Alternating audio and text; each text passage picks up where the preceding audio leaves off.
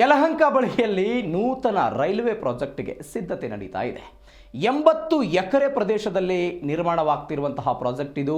ರಾಜನಕುಂಟೆಯಿಂದ ಬೆಟ್ಟ ಹಲಸೂರಿನವರೆಗೆ railway project ಇದು. ಹೊಸ ರೈಲ್ವೆ ಯೋಜನೆಗೆ ಸ್ಥಳೀಯ ರೈತರು ವಿರೋಧ ವ್ಯಕ್ತಪಡಿಸಿದ್ದಾರೆ. ಯೋಜನೆ ವಿರುದ್ಧ 10 ಹಳ್ಳಿಗಳ ರೈತರು ಪ್ರತಿಭಟನೆ ಮಾಡಿದ್ದಾರೆ. ನಗರದ ಉಪವಿಭಾಗಾಧಿಕಾರಿಗಳಿಗೆ ಮನವಿ ಕೊಟ್ಟು ತಮ್ಮ ವಿರೋಧವನ್ನು ಹೊರಹಾಕಿದ್ದಾರೆ. ಅವೈಜ್ಞಾನಿಕ ರೈಲ್ವೆ ಯೋಜನೆ ಕೈ ಬಿಡದೇ ಇದ್ದರೆ ನಾವು ಉಗ್ರ ಹೋರಾಟದ ಮಾಡ್ತೀವಿ ಅಂತ ರೈತರು ಎಚ್ಚರಿಕೆ ಕೊಟ್ಟಿದ್ದಾರೆ.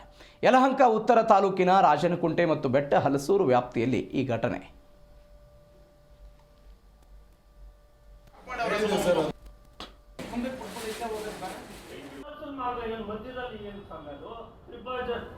ತ್ರಿಭೋಜನಾಕಾರವಾಗಿ ಆ ಅವಶ್ಯಕತೆ ಇದೆಯಾ ಅಂತ ಇದೆಲ್ಲ ತಾವು ಮನಗಾಣಬೇಕು. ರೈತ ಹೋರಾಟಕ್ಕೆ, ರೈತ ಚಳವಳಿಗೆ.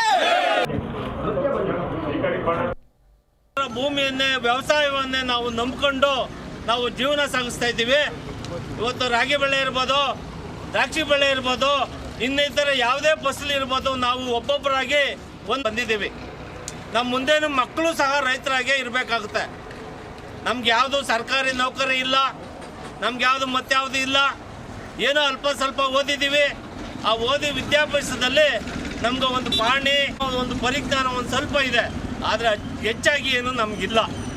ಇಂಥದ್ರಲ್ಲಿ ಇವತ್ತೊಂದು ದಿನ ಈ ಕೇಂದ್ರ ಸರ್ಕಾರಗಳು ಇರ್ಬೋದು, ರಾಜ್ಯ ಸರ್ಕಾರಗಳು ಇರ್ಬೋದು, ಅಭಿವೃದ್ಧಿ ಹೆಸರಲ್ಲಿ ರೈತರ ಜಮೀನುಗಳು ಕಿತ್ಕೊಂಡು ಅವ್ರನ್ನ ನಿರ್ಗತಗಳನ್ನಾಗಿ ಮಾಡ್ತಕ್ಕಂಥ ಹುನ್ನಾರಗಳು ನಡೀತಾನೇ ಬರ್ತಾ ಇದ್ದಾವೆ. ಮೊನ್ನೆ